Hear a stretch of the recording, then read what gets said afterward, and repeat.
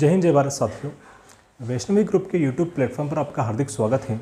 आज का जो हम सेशन लेकर आए हैं वो लेकर आए हैं हमारी यूनिट 2 है, वो है MPPSC प्री की मध्य प्रदेश का इतिहास, साहित्य एवं संस्कृति, जिसका जो फर्स्ट पार्ट हमने प्राचीन जो साहित्यकार हैं उनको डिस्कस किया है। आज का जो लेक्चर बेस्ड रहेगा वो है मध्य प्रदेश के मध्यकालीन साहित्यकार, जिनमें हम आचार्य केशवदास जी को, आचार्य भूषण जी को, राजा जो हमारे राजा भोज परमार जो रहे हैं शासक, उनको, और कवि पद्माकर जी की रचनाओं को और उनसे रिलेटेड जितने भी फैक्ट होते हैं जो प्री के लिए इंपॉर्टेंट होते हैं उनको हम क्या करेंगे, यहाँ पे डिस्कस करेंगे। सो फ्रेंड, हम स्टार्ट करते हैं आचार्य केशवदास जी।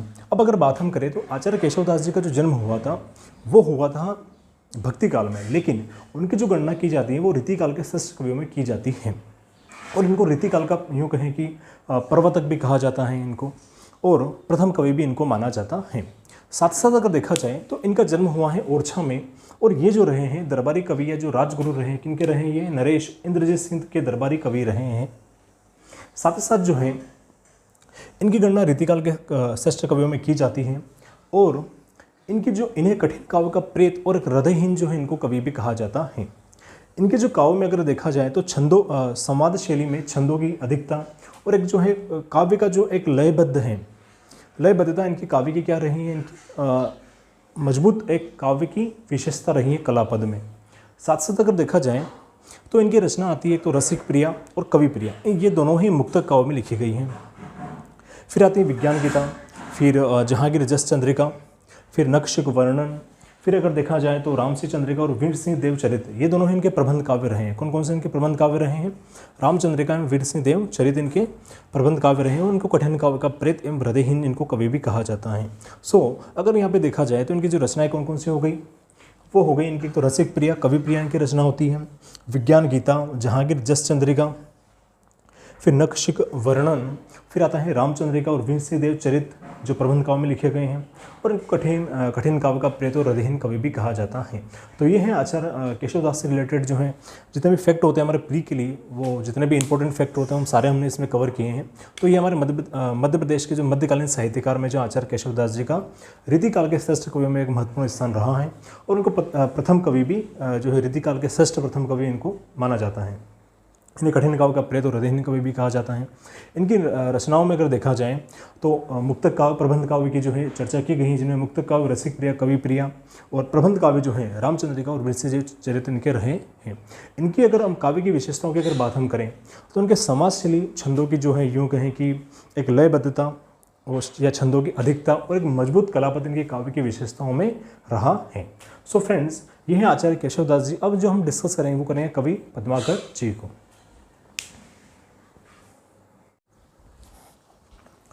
हेलो फ्रेंड्स, अब जो हम देख रहे हैं वो देख रहे हैं कवि पद्माकर जी को। अगर कवि पद्माकर जी की अगर बात हम करें तो इनका जो वास्तविक नाम है वो है प्यारे लाल। इनका जो जन्म हुआ था वो हुआ था सागर में। अब इनको जो है संरक्षण प्राप्त था, यानी कि जिनसे संरक्षण प्राप्त था वो थे, यूँ कहें कि एक तो ग्वालियर के राजा थे दौलत राव सिंधिया जी, और उसके बाद अगर बात हम करें तो उदयपुर के जो रहे हैं प्रताप सिंह, और जैनपुर के जो हैं वो जैनपुरा सुगरा शासक का इनको संरक्षण प्राप्त था। साथ ही साथ अगर देखा जाए तो इन्होंने अपने काव्य में जो है बुंदेली मिश्रित ब्रज भाषा का प्रयोग किया है, और अलंकार एवं रस निरूपण से इनकी लाक्षणिक शैली का भी इन्होंने क्या किया है, इसमें प्रयोग किया है। इनकी रचनाएं जो आती हैं, एक आती हैं पद्माभरण आती हैं, फिर अगर देखा जाए तो जगत विनोद, आलिजा प्रकाश, हिम्मत बहादुर विरुदावली, यमुना लहरी, गंगा लहरी, हितोपदेश, राम रसायन और प्रबोध चंद्रोदय इनकी प्रमुख रचनाएं रही हैं। जिनमें अगर देखा जाए तो अगर हम देखें तो जो राम रसायन जी इनकी रचना होती हैं, जो श्री वाल्मीकि जी जो वाल्मीकि रामायण जो रही हैं, उनका भाषा अनुवाद जो है इन्होंने क्या किया है, राम रसायन के रूप में किया है। फिर अगर देखा जाए तो एक रही इनकी आलिजा प्रकाश। अब ये जो आलिजा प्रकाश जो इनकी रचना रही हैं, ये रही हैं दौलत राव सिंधिया जो ग्वालियर के शासक थे, क्योंकि पद्माकर जी को उनका संरक्षण प्राप्त था दौलत राव सिंधिया जी का, तो उनकी प्रशंसा में जो है इन्होंने जो है आलिजा प्रकाश की रचना की थी। फिर अगर देखा जाए तो इनका आता है पद्माभरण। अब जो पद्माभरण आता है ये अलंकार प्रधान एक इनका काव्य होता है, जिसमें गणगौर उत्सव, गणगौर जो मेला होता है उससे जो है संबंधित जो है इस उत्सव की वर्णन किया गया है। फिर आती है इनका जगत विनोद। अब जगत विनोद जो है साहित्य भंडार की इनकी आत्मा कही जाती है, जिसमें श्रृंगार रस प्रधान इनका जो है यूँ कहें कि ये काव्य रहा है। और साथ ही साथ जो इसमें 9 रसों का उल्लेखनीय प्रदर्शन किया गया है, किसमें, जगत विनोद में। और ये पद्माकर जी की रचना रही है। इनका जन्म हुआ है सागर में, वास्तविक नाम है प्यारेलाल। बुंदेली मिश्रित ब्रजभाषा का इन्होंने प्रयोग किया अपने काव्य में प्रयोग हुआ है ना, ठीक है। फिर आता अलंकार एवं रस निरूपण, इनका लाक्षणिक शैली का प्रयोग किया गया इन्होंने। और इनकी रचनाएं आती पद्माभरण, अलंकार प्रधान काव्य है, जिसमें गणगौर उत्सव मेले की वर्णन किया गया है। फिर आती जगत विनोद, जिसमें साहित्य भंडार की आत्मा कहा जाता है, और ये श्रृंगार रस प्रधान क्या होता है, ये काव्य होता है। फिर था अलीजा प्रकाश दौलतराव सिंधिया की इनमें प्रशंसा की गई, जो ग्वालियर के शासक रहे हैं। फिर हिम्मत बहादुर विरुदावली, यमुना लहरी, गंगा लहरी, हितोपदेश, प्रबोध चंद्रोदय। फिर आती है राम रसायन, जो वाल्मीकि रामायण है उनका भाषानुवाद इन्होंने जो है राम रसायन के रूप में किया है। सो फ्रेंड्स, ये है कवि पद्माकर जी। अब जो हम डिस्कस करेंगे वो करेंगे कवि भूषण और जो है भोज राजा परमानंद।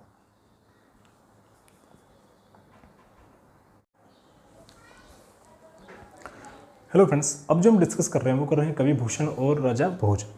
अगर हम देखें जो राजा भोज रहे वो राजा परमार वंश के राजा रहे। इनके बारे में हम जो विस्तृत जितना भी हम पढ़ेंगे वो है हमारा इसी जो हमारा मेंस का जो एक टॉपिक होता है मध्य प्रदेश के प्रमुख राजवंश, उसमें हम इन चीज़ों को, और प्री का भी एक टॉपिक है मध्य प्रदेश के प्रमुख राजवंश, उसमें जो हम इनको पूरा डिस्कस करेंगे डिटेल में, वहाँ पर इनको पढ़ेंगे। सिर्फ हम यहाँ पे देख रहे हैं इनकी रचनाएं कौन कौन सी होती हैं। इनकी रचनाओं की अगर बात हम करें, एक आता है सरस्वती कंठाभरण की रचना आती है, श्रृंगार, मंजरी, युक्ति कल्पतरु। ये जो सरस्वती कंठाभरण ये काफ़ी इंपॉर्टेंट इनकी रही हैं, है ना। फिर श्रृंगार, मंजरी, युक्ति कल्पतरु, चारुचर्या, विद्या विनोद, व्यवहार समुच्चय आदि प्रमुख इनकी रचनाएं होती हैं। राज मार्तंड भी होती हैं, है ना। बृहद्राज मार्तंड में इनकी रचनाएं होती हैं, लेकिन जो प्रमुख हैं जिनमें सरस्वती कंठाभरण काफ़ी इंपॉर्टेंट होती हैं। फिर श्रृंगार, मंजरी, युक्ति कल्पतरु, चारुचर्या, विद्या विनोद और व्यवहार समुच्चय इनकी प्रमुख रचनाएं होती हैं। फिर जो अगर बात हम करें तो अब हम आते हैं कवि भूषण पर। कवि भूषण की अगर बात हम करें, इनका जो मूल नाम रहा है वो रहा है जटाशंकर रहा है। और इनकी जो ये भूषण है ये इनको उपाधि प्राप्त हुई है वो जो चित्रकूट के जो राजा रहे रुद्रदेव सोलंकी द्वारा इनको जो है ये उपाधि इनको दी गई है। फिर अगर देखा जाए तो इनकी रचनाएं आती हैं शिवराज भूषण, छत्रसाल दशक, भूषण उल्लास, छंदमाला, भूषण हजारा। फिर इनकी एक रचनाएं आती हैं शिवा बावनी, जिसमें छत्रपति शिवाजी के जो है शौर्य का ओजस्वी आख्यान इसमें किया गया है। किसमें? शिवा बावनी में। तो ये है हमारे कवि भूषण, जिनका नाम जो है उपनाम है जटाशंकर रहा है। इनकी उपाधि ये भूषण जो दी गई है चित्रकूट के राजा रुद्रदेव सोलंकी के दौरान इनको दी गई हैं। शिवराज भूषण, छत्रसाल दशक, भूषण उल्लास, छंदमाला और भूषण हजारा इनकी प्रमुख रचनाएं हैं, जिनमें शिवा बावनी की बात हम करें, ये जो इनकी रचनाएं आती है जिसमें छत्रपति शिवाजी महाराज के जो शौर्य का ओजस्वी आख्यान इनके द्वारा किया गया है। तो साथियों, ये हमारे मध्यकालीन जो साहित्यकार उनका जो टॉपिक होता है वो यहाँ पे कवर होता है। अब जो अगर बात हम करें, हम आधुनिक साहित्यकार के संदर्भ में हम डिस्कस करेंगे, जिसमें आचार्य जो हैं माखनलाल चतुर्वेदी और जितने भी आते हैं हमारे मध्य प्रदेश के संदर्भ में, उन सारी चीज़ों को हम यहाँ पर डिस्कस करेंगे। एक न्यू टॉपिक भी आपके लिए आने वाला है बहुत जल्द, वो आने वाला है मध्य प्रदेश की जनजातियों में एक टॉपिक चल रहा था जिसमें स्वतंत्रता आंदोलन में जो है हमारी जो जनजातियों का जो योगदान रहा है, जितने भी रहे हैं जनजातीय व्यक्तित्व का जो योगदान रहा है, वो लेक्चर बहुत जल्द आने वाला है। सो फ्रेंड्स, देखते रहिए Vaishnavi group of MPPSC। Like कीजिए, शेयर कीजिए, सब्सक्राइब कीजिए। और सारी जो क्लासेस हैं वो सारी आपको यूट्यूब पर फ्री ऑफ कॉस्ट आपको अवेलेबल रहेगी। प्री की क्लासेस भी और सेपरेटेड और मेंस की क्लासेस भी सेपरेटेड, ये सारी चीज़ें आपको फ्री ऑफ कॉस्ट रहेगी। और जितने भी इससे रिलेटेड जितने भी हमारे जो नोट्स होंगे वैष्णवी ग्रुप के, वो बहुत जल्द आपको एक ग्रुप पर या तो व्हाट्सएप ग्रुप पर या जो है टेलीग्राम ग्रुप पर बहुत जल्द आपको उपलब्ध होंगे। सो जय हिंद, जय Bharat, thank you so much.